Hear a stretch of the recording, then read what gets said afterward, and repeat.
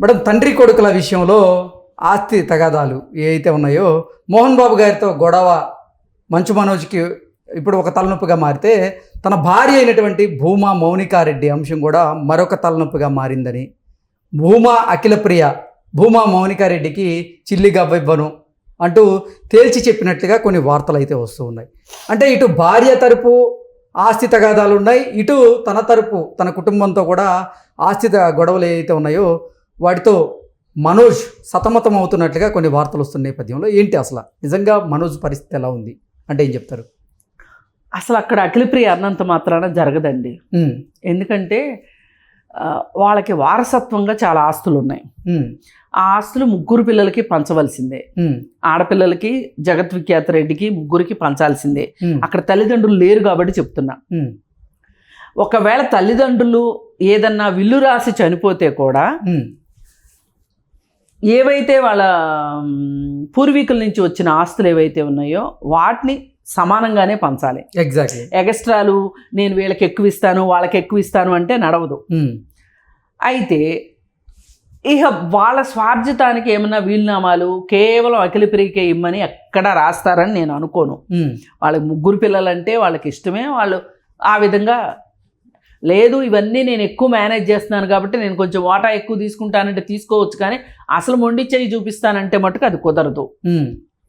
కానీ ఏదైనా కానీ అక్కడ కూడా కొంచెం మౌనికారెడ్డికి ఆ పుట్టింట్లో కూడా కాస్త ఇబ్బందులు ఉన్నాయి అనే మాట అయితే వాస్తవం. అంటే ఆర్థికంగా భూమా మౌనికారెడ్డికి మద్దతు తెలపట్లేదు అనేటువంటి వార్తలు అయితే వస్తున్నాయి. కావచ్చు, జరగవచ్చు. ఏదేమైనా ఒకటైతే వాస్తవం, ఇప్పుడు వాళ్ళిద్దరు అంత బతకలేని స్థితిలో అయితే లేరు, మౌనిక కానీ మనోజ్ కానీ.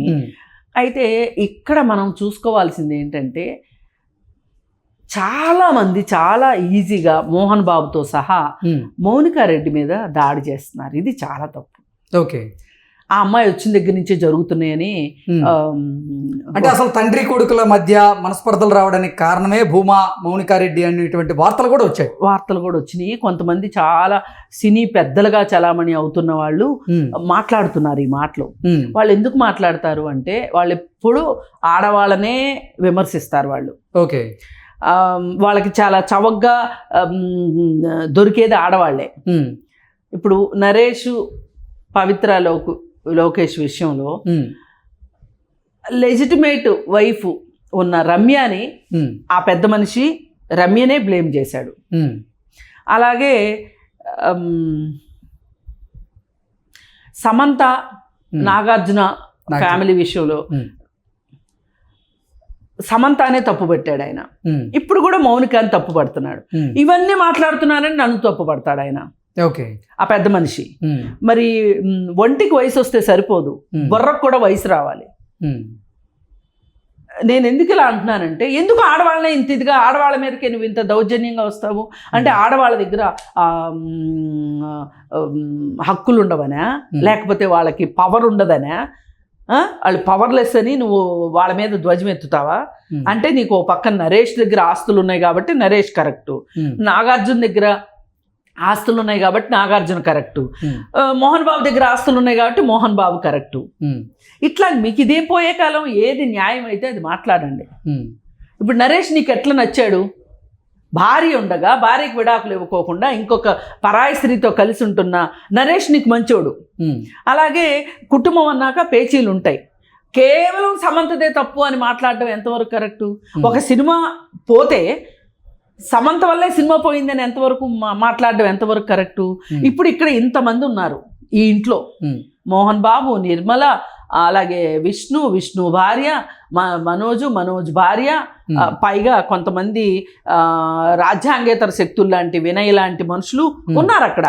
ఇంతమంది ఉండగా మౌనికారెడ్డిదే తప్పు అని మాట్లాడడం ఎంతవరకు కరెక్ట్ అసలు? అంటే వీళ్ళందరిలోకి పవర్లెస్గా అమ్మాయి కనిపించింది కాబట్టి అమ్మాయి మీద దాడికి వెళ్ళిపోతావు నువ్వు.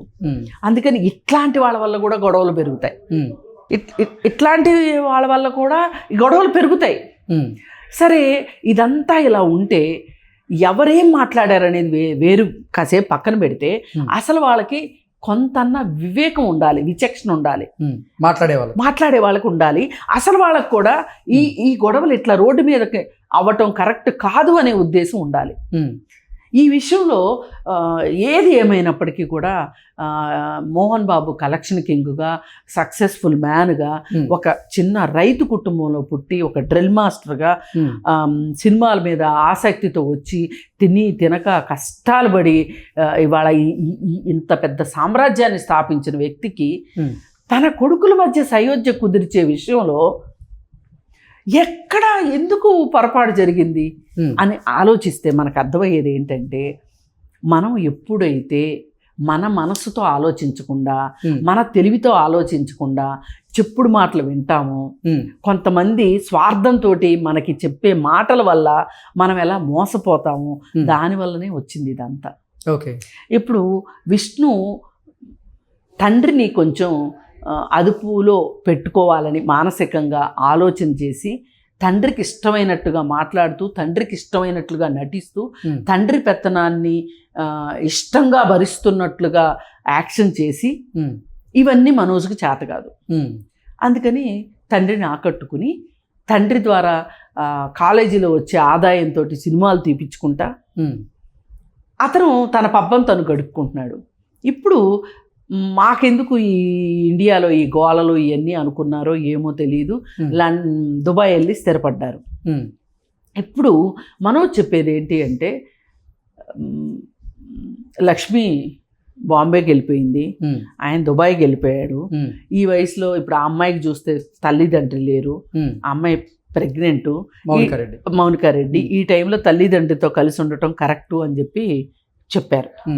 చెప్తే సరే, ఆ అమ్మాయి కూడా అన్నదంట, ఒక్కసారి ఈ మాట వినొచ్చు కదా, మంచిదే కదా, మంచి విషయమే కదా ఇది అంటే వెళ్ళి అక్కడ ఉండటం మొదలెట్టారు. డెలివరీ అయ్యింది, పాప పుట్టింది. అయితే ఎక్కడున్నా చక్రం తిప్పొచ్చు, ఫోన్లు ఉన్నాయి కదా, ఎక్కడున్నా చక్రం తిప్పొచ్చు. ఈ ఇంట్లో టెస్ట్ వేసేస్తాడేమో మనోజు, తండ్రికి ఎక్కడ దగ్గరైపోతాడు అని చెప్పి ఈ వినయ్ ద్వారా, అక్కడున్న పని వాళ్ళ ద్వారా మనోజ్ని హెరాస్ చేయడం మొదలెట్టారు. అంటే ఇప్పుడు తండ్రి కొడుకుల మధ్య విభేదాలకి, అంటే ఇటు మోహన్ బాబు గారికి మనోజ్కి మధ్య మనస్పర్ధలు రావడానికి కారణం కర్త కర్మ క్రియ అంతా మంచు విష్ణు గారే. మంచు విష్ణునే. ఓకే. మంచు విష్ణు చేయబట్టే ఇవన్నీ జరిగినాయి. ఎందుకంటే ఏవో విభేదాలు పక్కన పెట్టేసేసి ఆ ఇంట్లో ఉందాము. మోహన్ బాబు కూడా నాకు 78 ఏళ్ళు అని చెప్తున్నాడు. ఆ వయసులో ఎవరో దగ్గర లేకుండా ఉండాల్సిన అవసరం ఏంటి అనుకొని వెళ్ళి అక్కడ ఉంటున్నాడు అన్నప్పుడు తండ్రి ఇంట్లో ఉంటే అతనికి హక్కు ఉంది కదా. కానీ అక్కడ మహల్ రాజకీయాలు అంటారు వీటిని. ఏ పెద్ద ఇంట్లో ఏం జరిగినా సరే మహల్ రాజకీయాలు ఉంటాయి. మీరు ఎక్కడన్నా చూడండి, అసలు వాళ్ళకన్నా కొసరోళ్ళ పెత్తనం ఎక్కువ ఉంటుంది. ఇప్పుడు నరేష్ ఇల్లు ఉంది, నరేష్ ఇంట్లో మేనమామలు ఉంటారు. ఓకే. విజయ నిర్మల గారు ఉంచుకున్నారు. ఈ మేనమామలకి, నరేష్ మేనమామలకి ఏముంటుంది, అక్క చెల్లెలింట్లో అక్కింట్లో మనం ఉంటున్నాము కాబట్టి మన స్థానం సరిగా ఉండాలి అంటే మనం మంచిగా ఉన్నట్లు ప్రొజెక్ట్ చేసుకోవాలి. అందుకని ఆ వచ్చిన కోడళ్ళని ఇక్కడే కాదు, మనం సినిమాలో చూపించేది కూడా చాలా చోట్ల వాస్తవం. పెద్ద పెద్ద జమీందారుల ఇళ్లలో కూడా కోడళ్ళని పంపించేస్తుంటారు. ఎవరయ్యా పంపిస్తారు అంటే అత్తగారు మంచిగానే ఉన్నట్టుగా అనిపిస్తుంది, మామగారు మంచిగానే ఉన్నట్టుగా అనిపిస్తారు. ఈ అత్తగారు తాలూకు చుట్టాలో మామగారు తాలూకు చుట్టాలో అక్కడ పెత్తనం చేస్తూ ఉంటారు. సూర్యకాంతం లాంటి వాళ్ళు అగ్గిరా చేస్తారు. రాజేస్తే ఎవరో జ్వాలను వెలిగించారు, వేరెవరో దానికి బలైపోయారు అన్నట్లు బలైపోతుంటారు. చాలా ఇళ్లలో ఇది సర్వసాధారణం. ఇక్కడ కూడా అట్లాంటిదే జరిగింది. అసలు ఈ వినయ్ అనే అతను ఎవరు? ఈ వినయ్ అనే అతను ఎవరంటే, ఈ 24 ఫ్రేమ్స్ అని చెప్పి ఈ పెద్ద మనిషి ఆడమ్ సినిమాలు రిలీజ్ ప్రొడక్షన్ చేయడానికి ఈయన ఒకటి పెట్టుకున్నాడు. ప్రొడక్షన్ హౌస్ స్టార్ట్ చేశారు. దానికి CEO ప్లస్ వాటాదారుడు కూడా అంటే అతను ఇంటి వ్యవహారాలన్నీ అతను చక్కబెడుతున్నాడు, కాలేజీ వ్యవహారాలు అతను చక్కబెడుతున్నాడు. అతను ఇలా అవకతవకలు జరుగుతున్నాయి, మనకు చెడ్డ పేరు వస్తుంది అని మనోజ్ అంటే ఇప్పుడు ఇంట్లో కూడా ఉంటున్నాడు కదా, మనోజ్ మోహన్ బాబుకి ఎక్కువ చెప్పే అవకాశం ఉంటుంది కదా, అందుకని ఇక్కడ స్ప్లిట్ తీసుకొచ్చి వీళ్ళ ఇంట్లోంచి పంపిస్తే కానీ, ఈ విభేదాలు సృష్టిస్తే కానీ మన ఆటలు మనకు సాగవు అని చెప్పి ఇప్పుడు ఫుల్ క్లారిటీ వచ్చేసింది ఈ విషయాల్లో. ఈ 2-3 రోజుల నుంచి వాళ్ళు బయట పెడుతున్న విషయాలు చూస్తుంటే మనకు అర్థమైపోతుంది. అవి అనవసరంగా మౌనికా రెడ్డిని బ్లేమ్ చేయటం, మోహన్ బాబు కూడా అదే.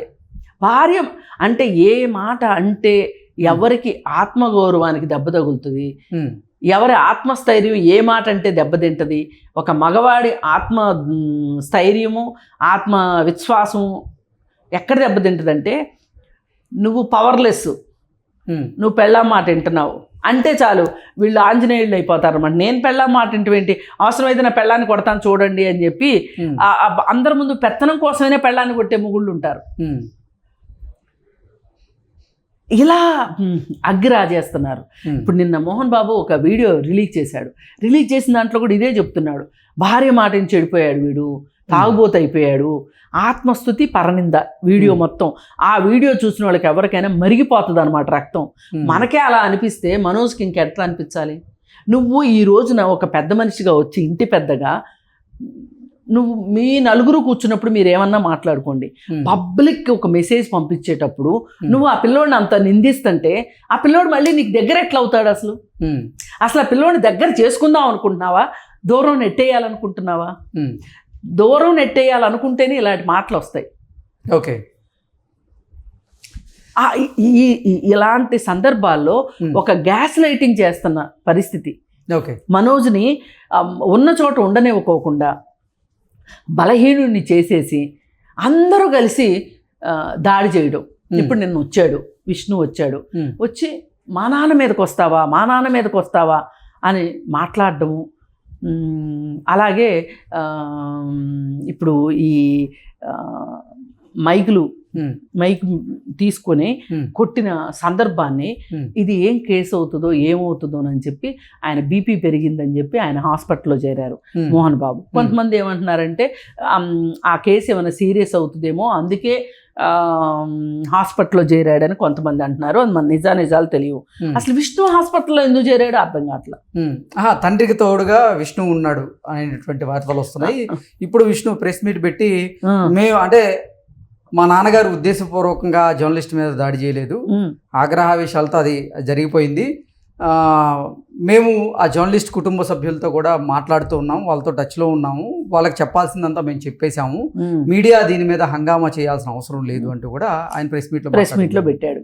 ఓకే, ఎనీవే ఇప్పుడు ఒకంత మనోజ్ని దారిలోకి తెచ్చుకోవాలి అంటే అతన్ని చల్లబరచాలి. ఓకే, అతనికి ఒక ఏమన్నా ఒక భరోసా ఇవ్వాలి, నువ్వు కూడా ఈ కుటుంబ సభ్యుడివే, నాకెంత హక్కు ఉందో నీకు కూడా అంతే హక్కు ఉంది అని విష్ణు వైపు నుంచి రావాలి. ఓకే, విష్ణు వైపు నుంచి వచ్చి నానా జరిగిపోయింది, ఏదో జరిగిపోయింది, మేమిద్దరం నీకు 2 కళ లాంటి వాళ్ళం, నీకు ఈ వయసులో మేము అండగా ఉంటాం తప్పితే ఇబ్బంది పెట్టము అనే మాట మనోజ్ వైపు నుంచి రావాలి, విష్ణు వైపు నుంచి రావాలి. ఓకే, కానీ ఈ మాట అనే లోపు ఒకవేళ మనోజ్ ఆ మాట అంటాడేమో అనే లోపు మనోజ్ని మాటలనేస్తుంటే మనోజ్ ఎట్లొస్తాడు? కానీ ఏది ఏమైనా పబ్లిక్ సపోర్ట్ మట్టుకు మనోజ్కే ఉంది.